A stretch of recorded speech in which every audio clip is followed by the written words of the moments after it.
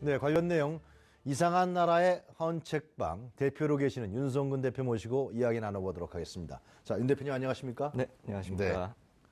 이상한 나라의 앨리스라는 책은 제가 어렸을 때 본 것 같은데요. 네, 유명한 책이죠. 네, 그걸 이렇게 해서 이상한 나라의 헌책방이라고 하신 건가요? 예, 제가 어렸을 때부터 루이스 캐럴 작가를 굉장히 좋아했거든요. 그래서 책방 이름 정할 때도 네. 별 고민 없이 바로 그냥 예, 이상한 나라의 헌책방. 이상한 나라의 헌책방으로 정했습니다. 되게 헌책방이라고 하면 윤 대표님 그 청계천에 네, 그 지금은 많이 좀 없어졌지만 과거에는 그 헌책방이 쫙 있지 않았습니까? 네. 그래서 거기 가서 책도 사고 고서도 사고 그랬는데 예, 그런 문화가 있었죠. 지금 청계천에 계신 건 아닌 것 같아요. 예, 선생님? 지금 청계천에 있는 건 아니고요. 네. 저는 은평구에 있습니다. 좀 어떻게 좀 다른 의미로 발전하신 건가요? 아니면 어떤 시기로 헌책방을 운영하시는 건가요? 좀 소개를 좀 해주시죠. 아무래도 전통적인 헌책방 분위기는 아니고요. 네. 요즘 많이 생기고 있는 그런 좀 젊은 느낌의 네. 그런 헌책방이고요. 네. 지금 2007년부터 운영을 시작을 해왔으니까 2007년이면 한 10년 가까이 되신 거네요. 이제 10년 정도 됐습니다. 네.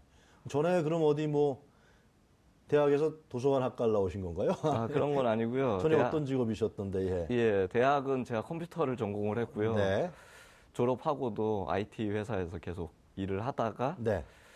2002년 즈음에 네. 사표를 내고 준비를 해서 헌책방을 열게 됐습니다. 그럼 그 전부터 IT 회사 다닐 때부터 이런 생각을 갖고 계셨던 거네요? 예, 어렸을 때부터 책을 무척 좋아했는데 제가 회사 다니고 대학 다닐 때 90년대라서 네. 그때는 또 컴퓨터가 굉장히 네. 아시는 분들도 많겠지만 유망했거든요. 네. 그래서 컴퓨터 일을 하다가 네.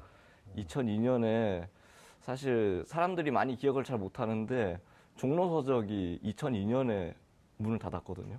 종로이가 있는 종로서점. 예, 역사가 그렇습니까? 100년이나 된 서점인데 지금은 교보문고하고 영풍문고가 있잖아요. 그죠? 그렇죠. 근데 종로서점이 그때 4층인가 5층인가 이렇게 됐을 거예요. 네, 층별로 책이 있어가지고 저는 굉장히 자주 이용을 했거든요. 근데 그곳이 문을 닫는 걸 보고서는 네. 마음속에 뭔가 큰 걸 느껴서 사표를 내고 책에 관련된 일을. 그러면 그때 어떤 식의 뭐 헌책방이라는 부분에 사업구상을 하셨을 거 아니에요? 네, 어떤 사업구상 속에서 헌책방이 나오게 됐는지 한번.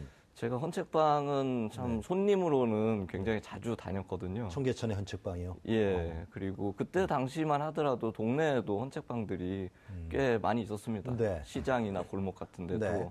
많이 있었는데, 이제는 그런 이제 책을 막 쌓아놓고 네. 먼지가 좀 있고 그런 헌책방보다는 좀 깔끔하게 정리를 해놓고 책도 새 책방처럼 데이터베이스에 다 입력을 시켜놔서 어떤 책이 있는지 알아보고 그런 것도 가능한 헌책방을 좀 만들어 보려고 혼자서 구상을 저렴하게 했거든요. 또 판매하시고요. 그렇죠. 그럼 그 문제는 공급일 텐데요. 네. 중고서적인 거 아니겠습니까? 결국은 이제 뭐 시장 용어로 얘기하면 네. 그럼 어떻게 다 구매하세요? 중고서적도 다른 업종하고 비슷하게요. 네. 또 그 도매상이 있습니다. 그래요? 예, 도매상에서 사기도 하고 아하. 또 중간 상인 분들도 계시고요. 네. 또 헌책방 같은 경우는 개인이 팔러 오는 경우도 또 그렇겠네요. 있으니까요. 그렇게 또 매입을 하기도 하고 여러 통로가 있습니다. 지금 어느 정도의 궁금한데요, 굉장히. 네.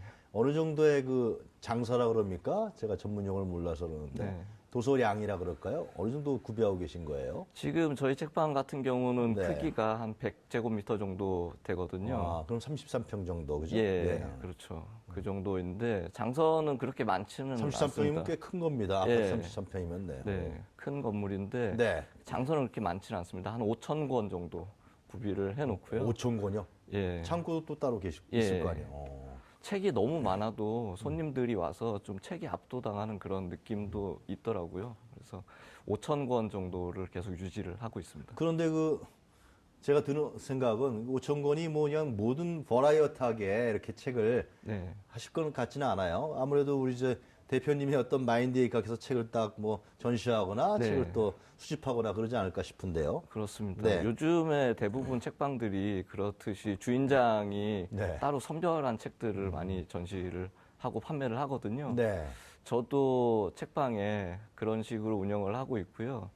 대개는 소설 같은 경우는 유럽 소설을 제가 좋아해서 유럽 소설 쪽 위주로 하고 있고요. 아. 그 외에 뭐 철학이나 예술 쪽 이런 쪽을 다루고 있습니다. 그리고 유럽 소설을 보고 싶으면 이제 이 이상한 나라의 헌책방으로 가시면 되는 거네요. 네. 모든 책이 구비되어 있는 건 아니지만 네. 그리고 또 그쪽 방면의 전문성을 가진 주인장이 있으니까 대화도 나눠볼 수 있고 그러는 과정에서 또 새로운 책 정보도 알 수 있고 그런 장점이 있습니다. 그렇군요. 자, 근데 그 우리 윤 대표님 모신 또 이유는 지금 이상한 나라의 헌책방 같은 이런 작은 서점들이 요즘에 네. 많이 생긴다 그러더라고요. 네, 많이 소개 좀 생기고 해주시죠. 네. 요즘에 굉장히 많이 생기고 있고요. 네. 말씀드렸다시피 어떤 특색을 가지고 있는 책방들이 많이 생기고 있거든요. 네. 예를 들면 시집만 위주로 팔고 아. 있는 뭐 신촌에 위트 앤 시니컬이라는 책방도 있고요. 밑엔 위트, 위트. 예, 위트 앤 시니컬. 위트 앤 시니컬. 예, 아. 실제 시인이 운영을 하고 있거든요. 아, 그래요? 예, 재미있습니다. 또 이 방송국에서 멀지 않은 곳에 또 상암동에요. 예, 맥주를 한 잔 마시면서 책을 볼 수 있는 북바이북. 그 어디입니까? 좀 알려주십시오. 예, 상암동 근처에 있습니다. 아, 그렇습니까? 네, 검색을 해보시면 아주 유명한 곳이니까. 북바이 예, 굿 북바이북. 북바이북. 예, 책과 책입니다. 아하. 책 옆에 책. 네. 아. 북바이북. 책 먹으면서 맥주도 한 잔. 아, 퇴근길에. 네. 그런 곳도 있고요. 또 추리 소설이나 장르 소설 좋아하시는 분들은 또 네. 미스터리 유니온이라는 책방도 있거든요. 네. 그곳에서는 추리 소설이라든지 뭐 그런 장르 소설 위주로 또 판매하는 곳도 있고, 뭐 고양이 좋아하시는 분들 요즘에 많으신데 네. 고양이가 등장하는 책만 팔고 있는 서점도 있어요. 그래요. 예, 고양이 책방 슈레딩거라고 음. 신설동 로타리 근처에. 아, 그렇습니까? 예, 이렇게 전문적인 책방들이 많이 생겨나고 있습니다. 이렇게 좀 전에 이제 이런 헌책방을 하게 된 자신의 동기가 이제 종로에 있던 그 종로서적이 이제 폐업하면서 네. 그런 생각을 가졌다 그러셨는데 최근에 이런 부분을 봤을 때 이제 다양한 형태로 이제 헌책방이라는 책방이 대형 서점에 비해서 발전하는 것 같아요. 그 어떤 경향성이라고 생각하십니까? 아무래도 사람들이 저마다의 개성들이 있지 않습니까? 네. 그렇기 때문에 커다란 책방 같은 경우는 모든 것을 다 서비스를 해야 되니까 네. 개성 있는 개인들에게 하나하나 다 맞춰주기는 힘들거든요. 네. 그런데 말씀드렸다시피 나는 시를 무척 좋아하면은 시집이 있는 곳을 가면 좋고 네. 또 고양이를 좋아하시는 분들은 주인장이 또 고양이에 대해서 권위자이시니까 고양이 책방에 들려서 고양이 얘기도 나눌 수 있고 이런 식으로 개성 있는 분들을 맞춰줄 수 있는 책방이니까요. 대형 서점에서는 할 수 없는 서비스를 많이 하고 그런데 있습니다. 궁금한 건 과연 이제 책방을 이렇게 운영하시면서 그게 이제 좀 맞아야 되는 거 아닙니까? 좀 네. 남기도 하고 생활비도 하셔야 되고 그렇죠. 그런 부분들이 작은 서점에서 이제 된다는 건가요? 돈을 많이 벌어야죠. 일단은 네. 네, 가장 중요한 문제인데 네. 근데 쉽게 생각해 보면 네. 대형 서점은 많이 벌어야 되지 않겠습니까? 유지하려면. 네. 작은 서점은 비교적 네. 조금만 벌어도 됩니다. 아, 그렇습니까? 네. 욕심을 크게 안 내면 된다. 예, 아. 그렇습니다. 그래도 이 수익 비용 구조는 맞춰야 돼. 마이너스 때문에 운영이 안 되잖아요. 그렇죠. 그거는 지금 된다는 얘기시네요. 예, 저도 네. 사실 처음 시작할 때 네. 한 3년이나 3년 반 정도 만에 손익분기가 넘지 않으면 네. 과감하게 다른 일을 해야겠다라고 생각을 하고 시작을 네. 했는데 다행히도 많은 분들이 도움도 주시고 손님도 늘고 해서 3년 반, 4년 정도 만에 손익분기가 넘어섰고 지금까지 계속 흑자거든요. 그래요? 예. 이 작은 서점을 한다는 게 굉장히 비전이 있는 일이에요, 사실. 어떻게 비전이 있다고 보세요?